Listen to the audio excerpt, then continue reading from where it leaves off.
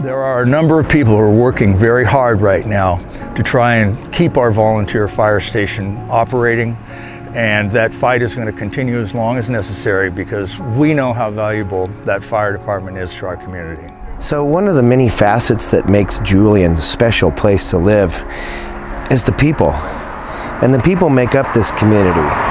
They make up our fire department, your fire department. It's your family. It's your neighbors, it's your friends, it's your co-workers. We're here for each other in our times of need.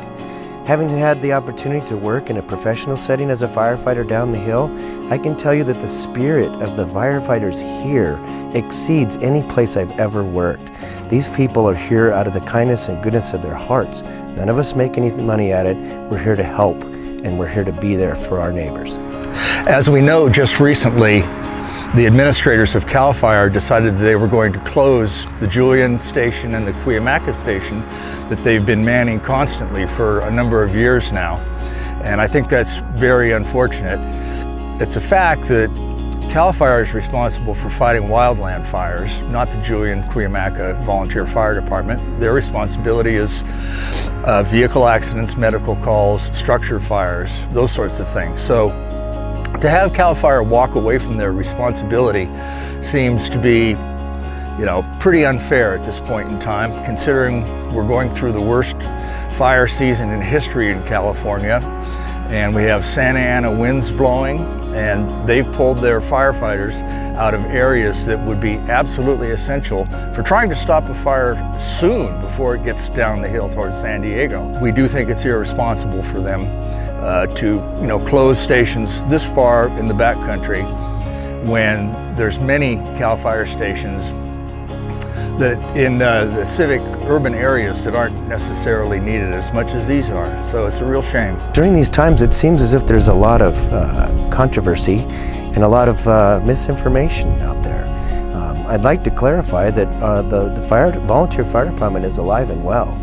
We currently have 45 strong members right now, and we have an academy starting up just next week with another 15 that's going to be joining our ranks. So we do have a good training program here that teaches young folks.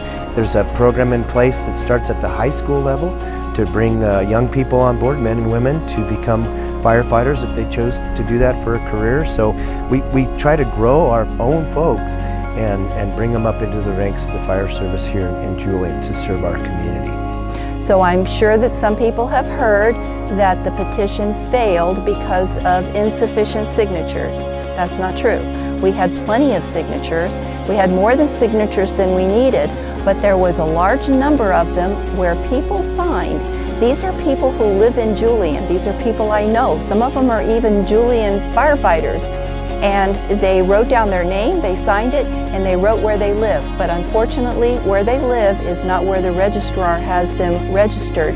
So their signatures were invalidated, and that caused the whole process to fail. But we're starting again on February 15th. The notice to collect signatures will again be published in the Union Tribune. Shortly after that, we will begin collecting signatures. The initial petition was to have the initiative on the ballot in June. We cannot repeat that process and be in time to get on the ballot in June. So this second initiative will be on the ballot for the general election in November. The Julian Cuyamaca Fire Protection District is the last volunteer fire agency in all of San Diego County.